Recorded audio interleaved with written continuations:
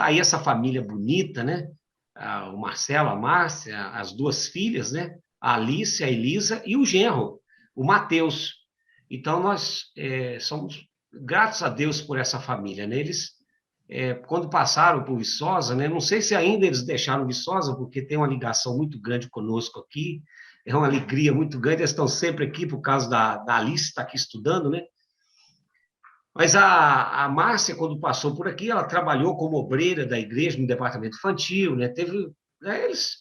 O Marcelo foi presbítero da igreja na época aqui, então eles têm uma influência, né? Um carisma, né? Muito grande com todos aqui em Viçosa, uma bênção.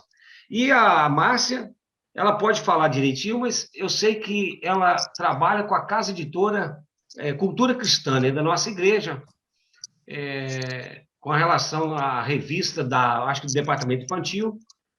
Ela pode dar mais detalhes se ela quiser, mas isso é muito importante, né, para nós. Então, a Márcia e o Marcelo, eles terão 50 minutos para desenvolver o tema, e depois nós vamos dar aí uns 10 minutos para perguntas.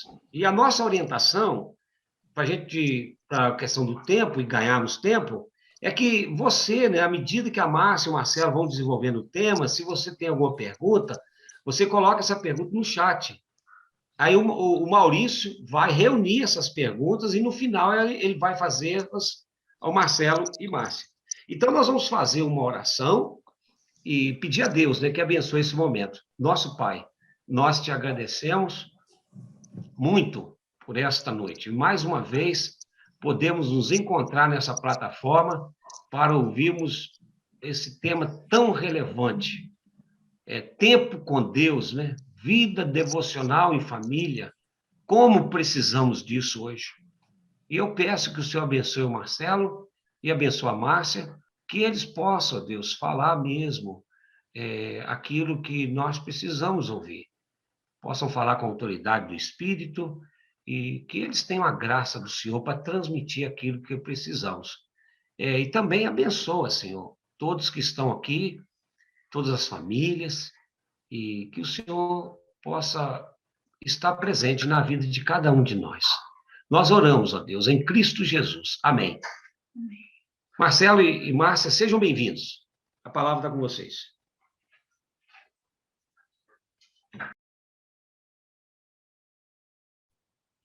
A alegria é assim, né? Enorme. Como o Ângelo falou, a gente não saiu de Viçosa. O coração nosso está todo aí, né? Viçosa e região. É uma alegria, assim, sem tamanho, né? Como o Ângelo falou, né? Marcelo foi presbítero. Marcelo foi para Viçosa em 1984, né? Isso mesmo? Fez agronomia, depois o mestrado, doutorado, e a gente, já há 13 anos, nós estamos no norte do Espírito Santo, em São Mateus, onde o Marcelo é professor, e eu trabalho, então, na editora. E quando o Ângelo fez esse convite, assim, o coração explode de alegria, né? De poder estar aqui com essa turma tão, tão bacana, tá? Eu vou compartilhar aqui a tela para a gente trabalhar esse tema hoje. Tá tudo beleza aí? Todo mundo está vendo joia? O nosso tema, né, como já foi falando, tempo com Deus, né, desenvolvendo a vida devocional em família.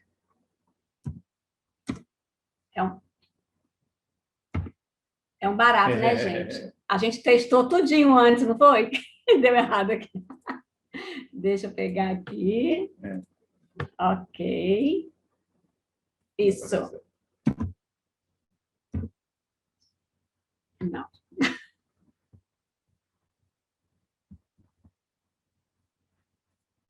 Ok. A gente vai começar, pessoal, pensando em dois conceitos, tá? Quero unir dois conceitos aqui. O primeiro vai ter a ver com admiração. Então, eu vou pedir a nossa convidada aqui, né? A Gabriela, quer dizer, minha convidada. Gabriela, eu até imagino qual seja o animal, mas diz pra gente um animal que você admira, que você gosta demais. Abre seu microfone e diz pra gente.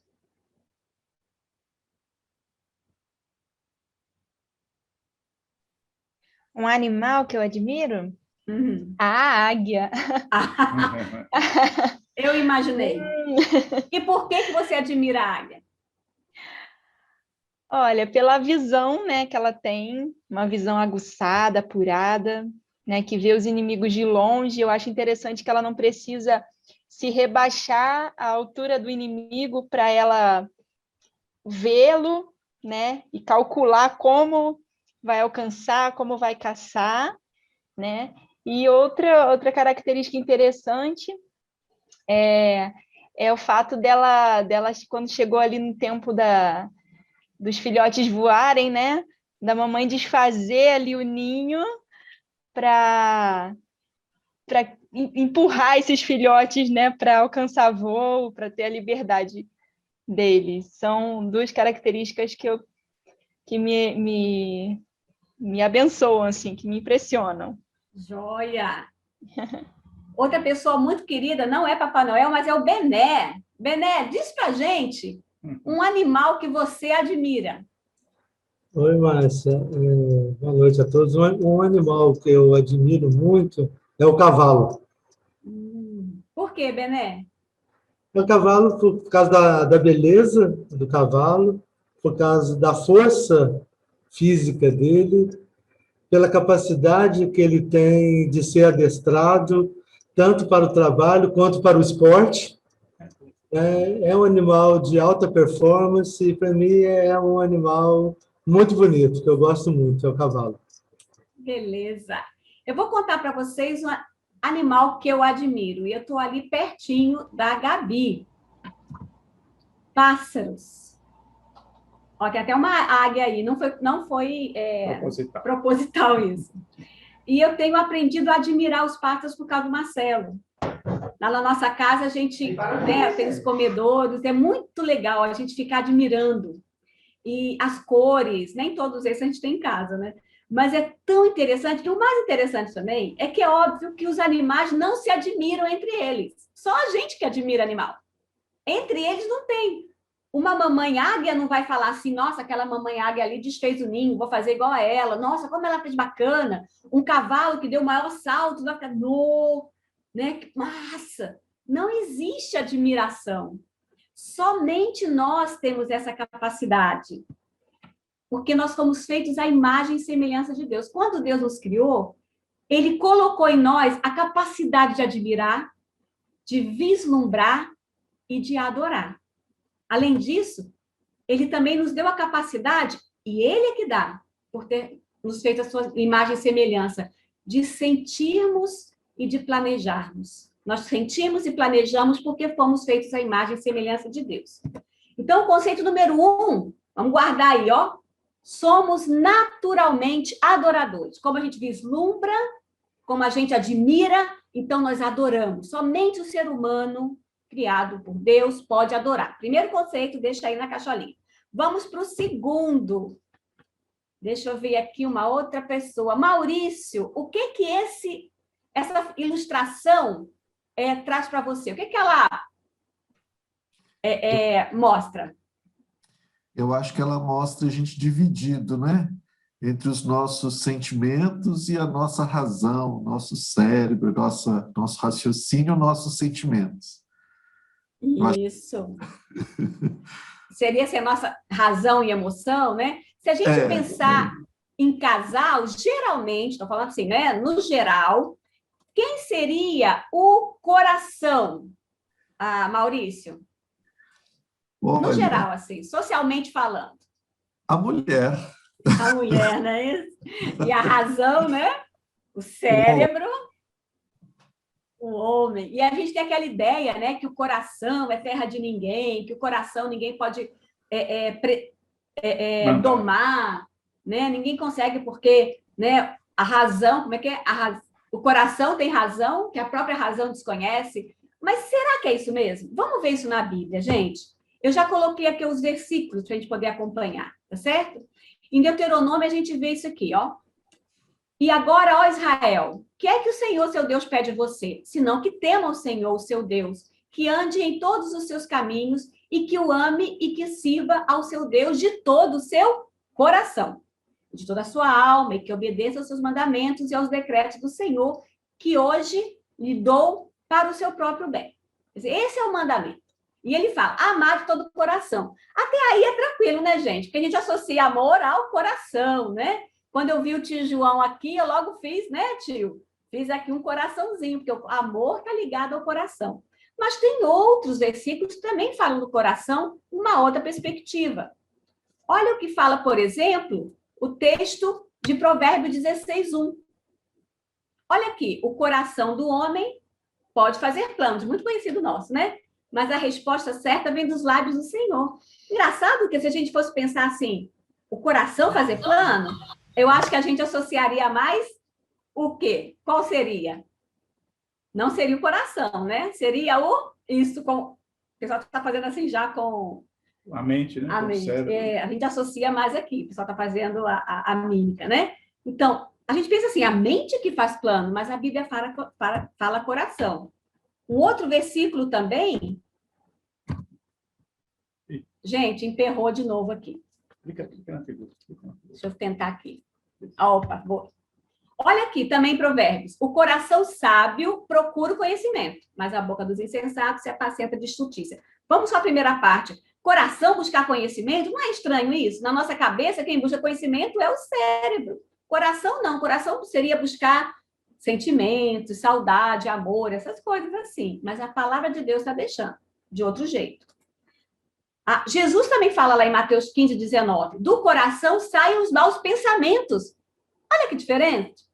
Né? Em outra versão fala os maus desígnios, né? E aqui ele relaciona homicídio, adultério, imoralidade, roubo e tal. Então, do coração sai pensamento, o coração planeja. E isso tem a ver com a concepção do que é o coração. O coração, gente, na palavra de Deus, ele não é essa coisa assim, sabe, de sentimentos, simplesmente. Abrange a ideia de alma, muitas vezes na palavra de Deus, quando fala coração, é a ideia de alma, de mente, conhecimento, razão, reflexão, memória, resolução, determinação de vontade e o lugar das emoções e sede de pensamentos. Então, quando a gente pensa em coração, não estamos pensando em sentimentos. Na palavra de Deus, a gente associa toda essa questão de razão, memória, tem sentimento também. Como nós vimos, ame o Senhor de todo o seu coração, envolve os nossos sentimentos, mas não é somente isso. Então, isso tem a ver com o nosso segundo conceito. O coração é a sede dos pensamentos e dos sentimentos. Quem aqui lembra, minha gente, qual é o primeiro conceito? Deixa eu ver aqui. Quem pode? Senão eu falo o nome. Abre seu microfone e lembra. Nós somos o quê? Adoradores. Isso, beleza, isso mesmo. Nós somos naturalmente adoradores. Então, vamos juntar isso. Olha, nós somos adoradores e o coração é a sede de pensamento e sentimento. Vamos juntar esses dois aqui. Aí você está pensando, Márcia, mas cadê a vida devocional do lar? A gente vai chegar lá. Mas é importante a gente primeiro pensar no nosso coração e no coração da nossa família. Vamos lá, esse texto eu não coloquei aqui no slide. Mas se você tiver sua Bíblia, você pode pegar aí e eu vou ler aqui no meu celular. Fala sobre idolatria. Olha que interessante. Ezequiel, né, um profeta de Deus, ouviu do Senhor o seguinte: alguns dos líderes de Israel me visitaram e, enquanto estavam sentados comigo, recebi essa mensagem do Senhor.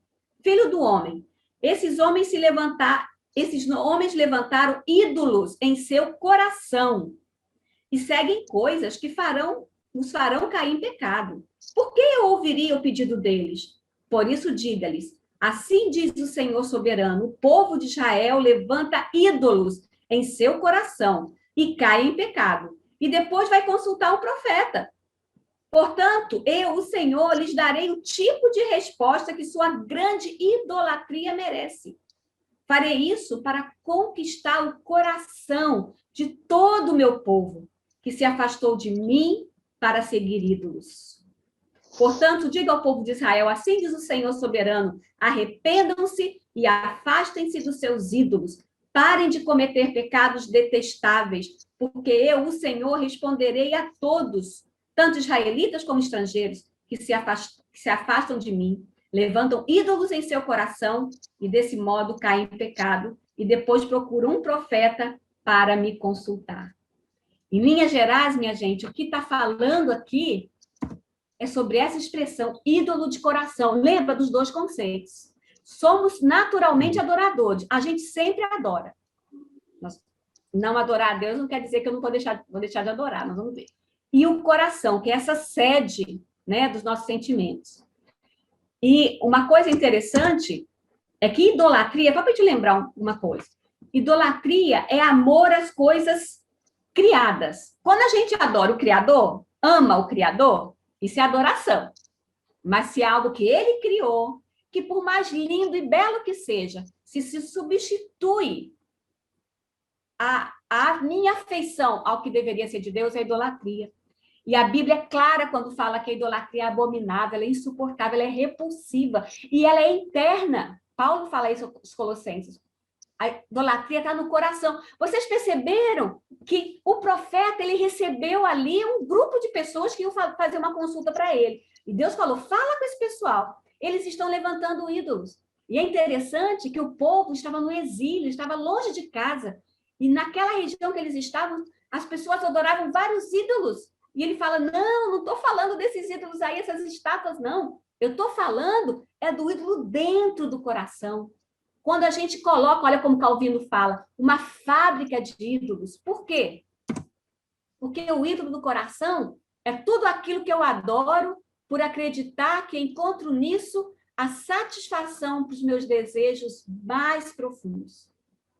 É quando eu substituo aquilo que eu falo assim, olha, Senhor, eu amo o Senhor, mas o que me dá satisfação, o que me dá alegria e prazer é tal coisa.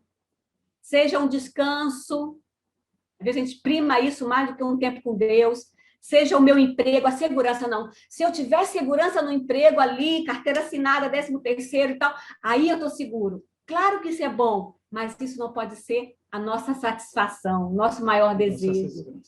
Isso. A nossa segurança não pode estar. Senão é o quê? É aquilo que o próprio Deus falou para Ezequiel, é ídolo no coração. E o Senhor não quer isso, ele fala, eu quero alcançar esse coração que tem toda essa tendência de adorar. E isso tem implicações na nossa casa, né? Entre marido e mulher, com filhos, sem filhos. Pais e filhos adorarão a Deus ou os ídolos.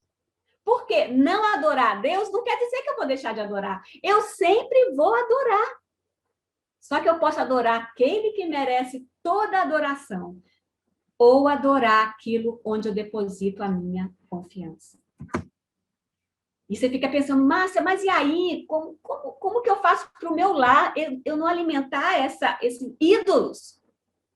Né? Tanto na minha vida, quanto na vida da minha família. Gente, não tem receita de bolo aqui, tá bom? Não tem. Vamos ver alguns princípios e algumas dicas. A gente quer, então, compartilhar com vocês. Opa! Uma coisa muito importante, não podemos desvencilhar isso. Até na live que a gente fez lá, né, Gabi, a gente tratou da questão do pecado. Muitos pais, muitas vezes, não querem reconhecer nem o próprio pecado e nem o pecado dos seus filhos. Eu não estou falando de pecado X, Y, Z, não. Estou falando da nossa natureza pecaminosa. Nós precisamos reconhecer a fonte do nosso pecado. Esse texto de Marcos 7 é o mesmo de Mateus 15 que eu li antes. Que do coração que vem os maus desígnios, os maus pensamentos. É do nosso coração. Se a gente juntar assim, olha, eu vou para um lugar, só ali, só as pessoas mais espirituais, vamos chamar assim, vamos estar ali, vai dar tudo certo. Não vai dar, nessa comunidade não vai, porque nosso coração é por si pecaminoso. Não adianta a gente se isolar. E nós precisamos receber um transplante de coração. Ezequiel, lá em 36, Deus fala para o povo, né? Manda esse recado. Vocês têm um coração de pedra. Eu quero dar para vocês um coração de carne. E eu quero falar agora para você, pai e mãe. Não importa a idade do seu filho. Eu quero te dar uma boa notícia. Pais, né, pai e mãe, são incapazes de realizar qualquer mudança na vida dos seus filhos. Por mais que o discipulado seja bem sucedido, por mais que você tenha tempo, como foi ali o texto de Deuteronômio que o Ângelo leu, por mais que você seja bem-sucedido, você não vai conseguir transformar o coração. Não vai ser na sua palavra ou na sua força. Faça isso, menino. Muitas vezes nós queremos modelar o comportamento da criança e não atingimos o que pode mudar de verdade, que é o coração. Eu gosto muito dessa frase do pastor Paul Tripp nesse livro, gente, acho excelente.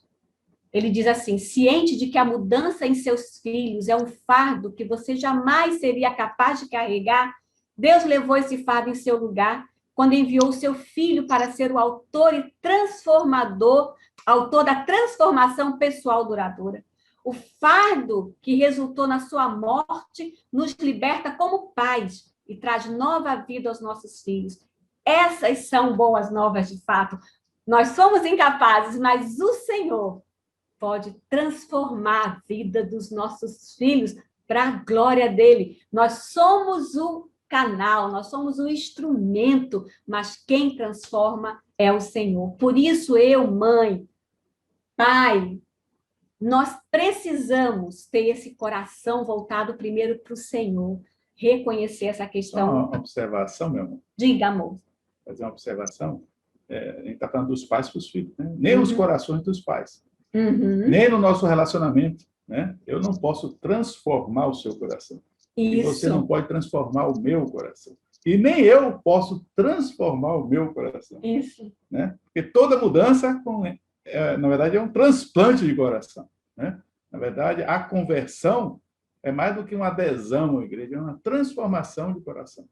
Né? Por isso, nós não podemos nem os nossos próprios corações ser transformados por nós mesmos. Né? São observações. Viu como eu sou apaixonada por ele, gente? Uma coisa muito importante é entender que nós precisamos primeiro dessa transformação. Porque não adianta a gente querer inculcar uma coisa nos nossos filhos ou querer inculcar na nossa família, ou seja, no cônjuge, se a gente não tem essa transformação que vem do Senhor Jesus. Esse é o texto que o pastor Ângelo leu no início. Esse aqui está em outra versão, que diz: guarde sempre no coração as palavras que hoje lhe dou. Então, antes de pensar em inculcar, de repetir com frequência para os filhos, primeiro os pais têm que ter. Repita-as com frequência, quer dizer, inculcar. Gente, é repetição mesmo, interessante isso, né? E é algo que o marketing usa, para você colocar uma coisa na cabeça ali, ó, repete. Quantas vezes você tem uma propaganda, você tá ali aquele jingle. Isso é inculcar, é repetir com frequência. O quê? As palavras do Senhor. Converse a respeito delas quando estiver em casa, caminhando, quando se deitar, quando se levantar, né? Continuando o texto, fala, você coloca nos umbrais das suas portas, atas em sua mão também. Mas no finalzinho desse texto, em Deuteronômio 6, fala, no futuro seus filhos lhe perguntarão, o que significam esses preceitos, decretos, estatutos que o Senhor nosso Deus lhes deu? Então vocês dirão, éramos escravos do faraó, mas o Senhor nos tirou de lá com sua mão forte. O Senhor realizou sinais e maravilhas diante dos nossos olhos. Percebam que os filhos vão perguntar e os pais vão responder a experiência deles com Deus. Então, olha que interessante. O Senhor, ele nos estimula a termos no nosso ambiente coisas que vão trazer a curiosidade para que possamos testemunhar. Isso, por exemplo, é o que aconteceu com o povo de Deus. Eu não vou ler esse texto aqui, mas você pode acreditar que é verdade. Está lá em Josué capítulo 4, versículo 21 e 24. O povo de Deus está indo para a conquista da terra. E Deus faz uma coisa incrível. Ele faz com que o Rio Jordão pare de correr e o povo passa seco. E ele fala, antes do rio voltar a correr, ele fala, olha, cada um representante das tribos deve pegar uma pedra, colocar sobre os ombros e fazer um altar. Para quê? Para que no futuro seus filhos perguntem, ô pai, que negócio é esse aqui? E o pai pode falar, meu filho, você nem acredita, era da sua idade, eu passei nesse rio aqui, ó. Era época de cheia e eu passei aqui sequinho porque Deus fez tal coisa. E depois esse filho vai poder falar para os seus filhos, e para os netos, e bisnetos, e por aí vai, contar a experiência. situações, memoriais e ritos são planejados com a intenção de provocar a curiosidade dos filhos para que iniciem uma conversa na qual Deus é o personagem principal. Então, a gente pode criar no nosso lar, intencionalmente, essas conversas.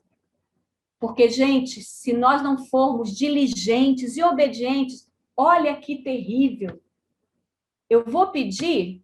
Opa, não, aqui. Eu vou pedir, deixa eu ver aqui. Cristina, você pode ler esse versículo para a gente? Por favor? Desligar o seu microfone, Cristina, e pode ler esse versículo?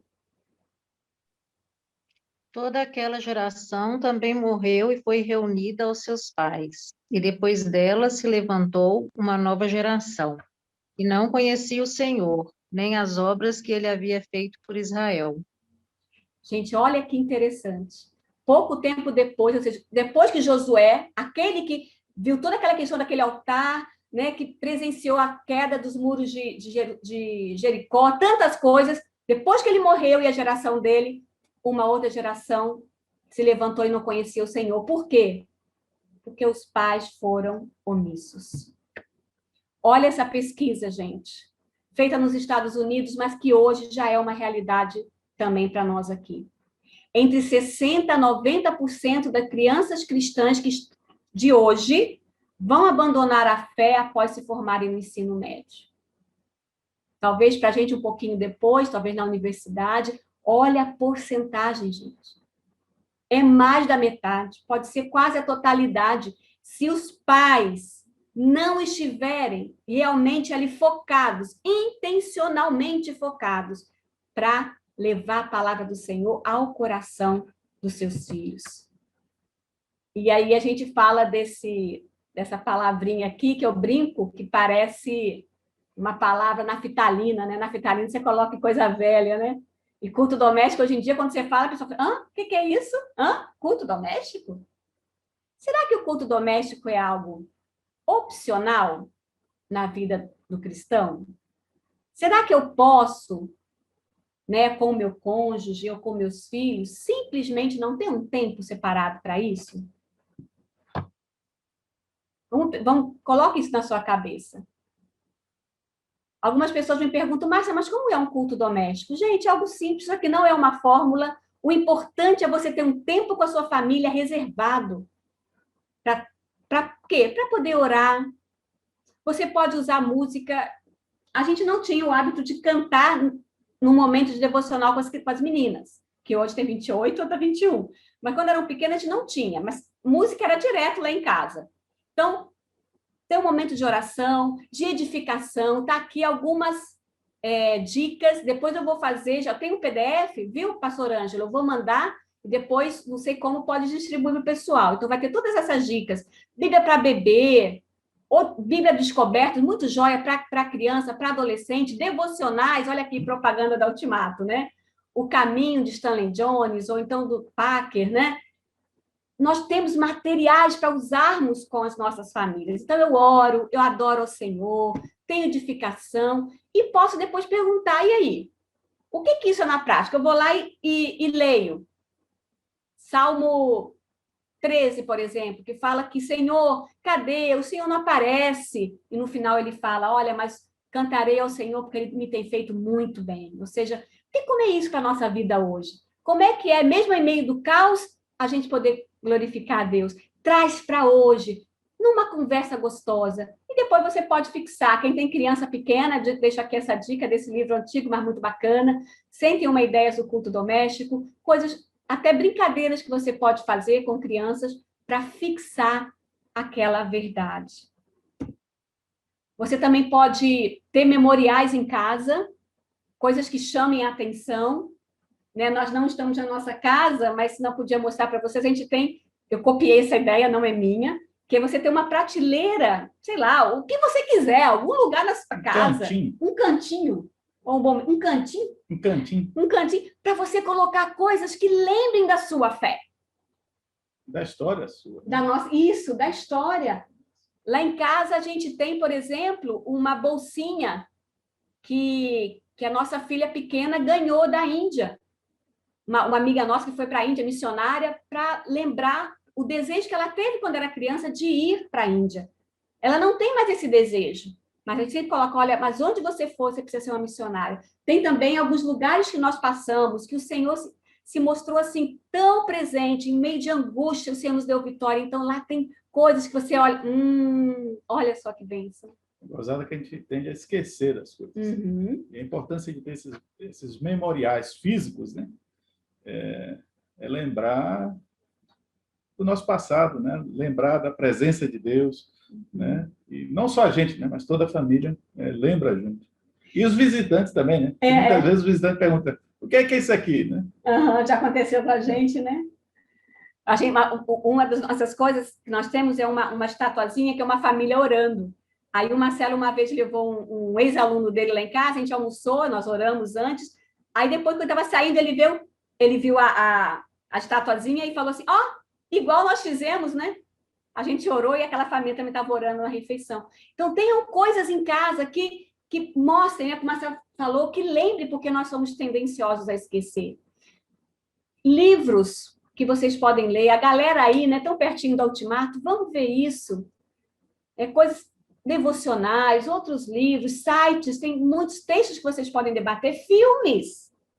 Olha a galera que tem adolescente em casa, Mãos Talentosas, que filme maravilhoso, né, de um menino que achava que não podia ser nada na vida, mas aquela mãe temente a Deus, e esse homem se tornou um dos maiores médicos do mundo. E planeje também o tempo que, teoricamente, não é planejado, né? O tempo informal, aquela saída, aquele passeio, não tá difícil sair, mas ainda dá para sair, né, gente? Alguma coisa que você vê, que lembra algo do Senhor, compartilhe. Mas, gente, tenha na rotina esse tempo com Deus. Eu gosto muito dessa frase que está aí, que é atribuída a Benjamin Franklin. Quem falha em planejar, planeja falhar. Vou repetir. Quem falha em planejar, planeja falhar. A gente precisa ser intencional na hora de ter esse momento em família. Você fala, Márcia, não tem. Vamos começa de pouquinho. Não vai pensando assim, agora vai ser todo santo dia, 1 hora de... Não. Vai de pouquinho em pouquinho, mas tenha esse momento em família. E é interessante que esse tempo de isolamento social tem revelado muitas coisas. Tem sido um desafio administrar o tempo da gente, não é verdade, gente? Ficou meio assim, ainda mais quem tem criança em casa, vai trabalhar, não vai, ou então mudou, seu trabalho era fora, agora é dentro de casa. Então, administrar o tempo, as emoções, as perdas que nós temos visto. Pessoas da nossa família ou amigos que se foram, ou então, às vezes, uma pessoa já é internada, a gente já fica assim, e agora? Nossas emoções estão por um fio, muitas vezes. A gente tem visto que é importante ter esse tempo em família. A gente tem visto também que é importante desenvolver a fé enquanto a gente conversa, enquanto a gente ri, enquanto a gente enfrenta desafios juntos. E também esse tempo tem revelado uma coisa, o preparo, mas também o despreparo de pais no ensino da palavra de Deus aos seus filhos, não importa a idade. Eu tenho visto dos dois lados. Pais que às vezes tinham até uma rotina e falam assim, eu não estou conseguindo, eu estou para explodir. E outros, olha, eu não tinha, mas agora eu vejo a necessidade. Então, onde que você está? Onde eu estou? E esse texto, Marcelo vai falar sobre isso, já a gente encaminhando para o final. Tem muito a ver sobre a vida nossa em família, considerando o nosso coração, dos nossos filhos e o que Paulo nos admoesta. Estou vendo a Márcia falando aqui e eu sempre falo, né? Nós criamos 2 filhas. Né? Eu falo assim, não foi fácil. Não foi fácil. Né? Foi muita oração, muito esforço, muito planejamento. E quando a Márcia estava falando ali de material do livro, eu me lembro que eu ia lendo à medida que minhas filhas iam crescendo. Né? Pequenininho, adolescente. Né? Adolescente, eu tive que ler. Quer ter um adolescente em casa? Porque ninguém te ensina. Desculpa. Então, nós temos que aprender. E esse capítulo de Romanos 12, né? Na verdade, é 12:1, 12:2. Não amolde ao padrão deste mundo, mas transforme-se pela renovação da sua mente, para que sejam capazes de experimentar e comprovar a boa, agradável e perfeita vontade de Deus. Desculpa. É gozado que a gente quer sempre a segunda parte, né? Eu me lembro que nossas filhas, né, elas queriam comer a sobremesa, né? E aí eu botava a sobremesa aqui e o prato aqui. Eu falo assim, o caminho da sobremesa passa pelo prato. Se você não se alimentar, né, da comida, da salada, não tem sobremesa, né? E é semelhante assim, a gente quer experimentar qual é a boa, agradável e perfeita vontade de Deus. Todos nós queremos isso. Mas talvez a gente não queira fazer a parte anterior, né? Primeiro, uma não conformação com o que está aí, com a forma de pensar que está ao nosso redor. E segundo, com a transformação da gente. Eu queria estimular cada um de nós a sermos mais ativos e menos vítima, né? É gozado, nós estamos passando por um momento difícil. Eu acho que na história, nossa geração, nós não passamos por nenhuma crise desse tamanho. Eu acho que nós nunca vimos tanta gente morrer, né?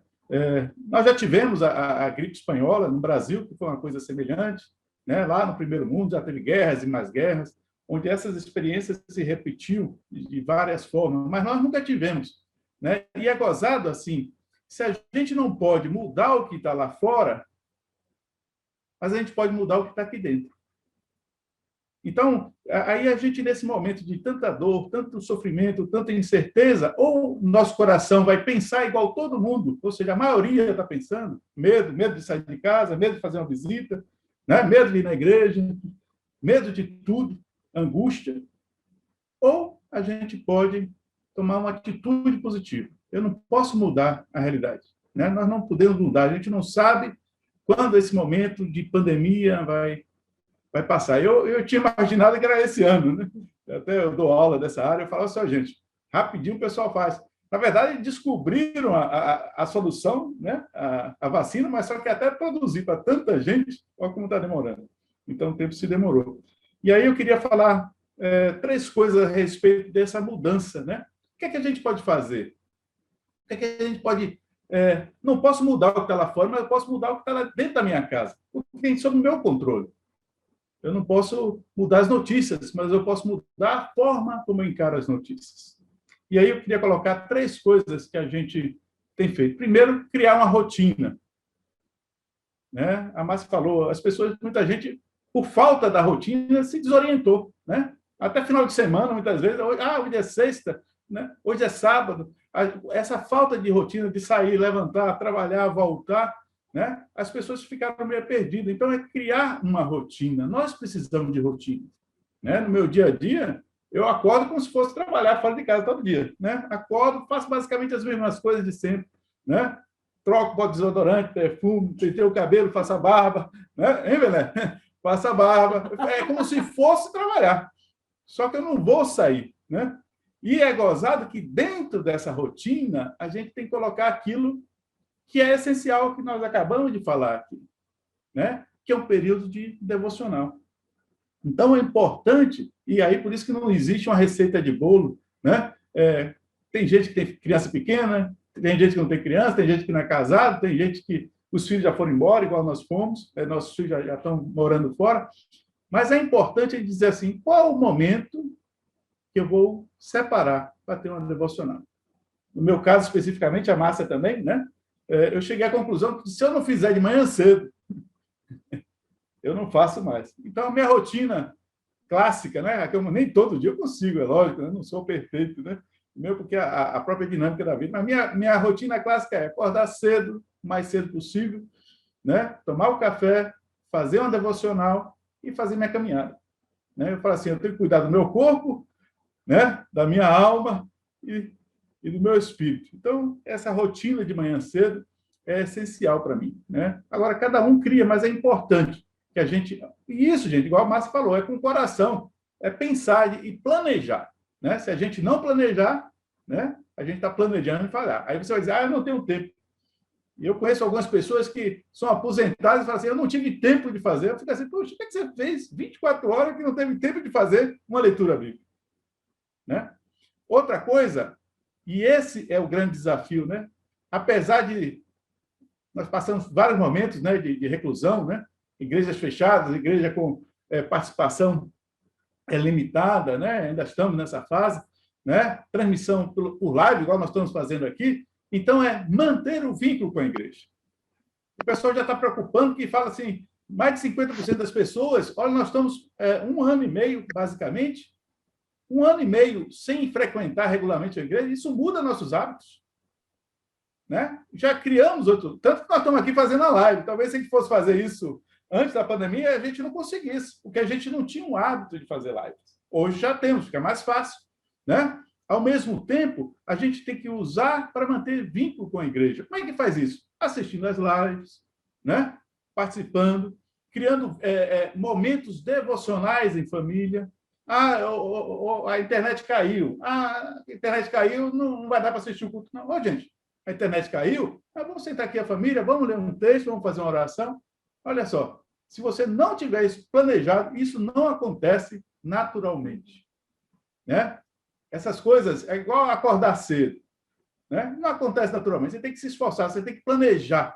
Né? As coisas boas, elas só vêm com determinação e sacrifício. Né? Naturalmente, por quê? Porque é a nossa natureza. Né? Então, criar uma rotina, dentro dessa rotina, colocar essas coisas importantes, manter vínculos com a igreja, né? E outra coisa, encontrar companheiro de julgo. É importante, e aí vem uma experiência que nós temos, né? Que o João participa dela. Né? O que é que eu fiz? Uma irmã minha falou assim, Marcelo, manda para mim as suas devocionais, não sei, a gente estava conversando. Então, todo dia eu faço minhas devocionais, todo dia, não faço todo dia, não, mas quando eu faço direitinho minhas devocionais, o que é que eu faço? Eu gravo e mando para o WhatsApp para minha irmã. Aí depois a outra irmã pediu. Aí, a Elaine e o João, né? Eu mando para eles. Aí a Márcia também pediu, aí eu mando para minhas filhas também. Né? E é gozado que nós criamos um grupo, um companheiro. E segunda-feira uma irmã minha ligou assim, Marcelo, gostei tanto daquela devocional sobre a visão de Ezequiel, né? Do rio que corre, e eu falando do Espírito Santo, ela falou, Marcelo, essa minha irmã é católica, né? Ela fala assim, nós estávamos celebrando o Pentecoste, e aquele versículo veio de uma forma tão boa, e ela é psicóloga, né? E ela fala assim, Marcelo, eu estou tratando casos sérios de suicídio em família, eu estou pesada. Aí ela ligou para mim e falou assim, Marcelo, ora para mim. Então, você vê que a oportunidade que nós temos, e a minha irmã está mais de 1.000 quilômetros distante de mim. Né? Então, quer dizer, diante de uma dificuldade, nós criamos uma forma de pensar e agir diferente. Nós não nos tornamos vítimas, pelo contrário, nós abrimos novos canais. Né? E esse vínculo com a igreja, a nossa filha, ela tem o grupo, a bolha social dela. Que são bolhas sociais? São 2 casais a mais, né, da mesma igreja, que eles se reúnem regularmente, são casais que estão, digamos, limpos, né, da Covid. Então, eles vão um na casa do outro. Quer dizer, eles mantiveram, mesmo com esses casais, eles mantiveram um vínculo com a igreja. Então, fica aqui o desafio. Eu queria desafiar você. Né? Se não fez, ainda há tempo, né, de criar alvos para superar, para não se conformar. Qual é se conformar com o que está aí? É você se tornar uma pessoa amargurada, triste, deprimida, isolada. E está acontecendo muito. Né? E essa minha irmã, que é psicóloga, ela fala, Marcelo, eu nunca vi tantos casos. E estou falando de crianças, né? Não é adulto, crianças. Né? Então, que a gente crie hábitos, mantenha vínculo com a igreja, aproveite esses momentos e encontre pessoas que a gente possa estar compartilhando o nosso jugo. Amém. Eu queria, então, terminar com um versículo que Davi escreveu, Salmo 139, os 2 últimos versículos. Eu queria que ela fosse a nossa oração. Que diz assim, sonda-me, ó Deus, e conhece o meu coração. Prova-me e conhece os meus pensamentos. Vê se há em mim algum caminho mau e guia-me pelo caminho eterno. Precisamos sondar O que está no nosso coração e que às vezes toma o lugar do Senhor Deus? O que aflige, o Senhor nos convida a colocar diante dele. Eu vou pedir para você, mesmo com o seu microfone fechado, que você leia junto comigo. Vamos ler juntos, ainda que só vai sair a minha voz e a do Marcelo. Mas que você leia. Vamos falar isso juntos como uma oração. Sonda-me, ó Deus, e conhece o meu coração. Prova-me e conhece os meus pensamentos. Vê se há em mim algum caminho mau e guia-me pelo caminho eterno. Amém. Amém. Vamos orar, meus irmãos. Marcelo, pode orar. Ó Deus, nós sabemos que o Senhor é soberano. O Senhor é soberano sobre todo esse momento que nós temos passado, como famílias, como igreja, como nação e como mundo. Nós queremos dizer que nós confiamos em Ti. Nós somos dependentes de Ti.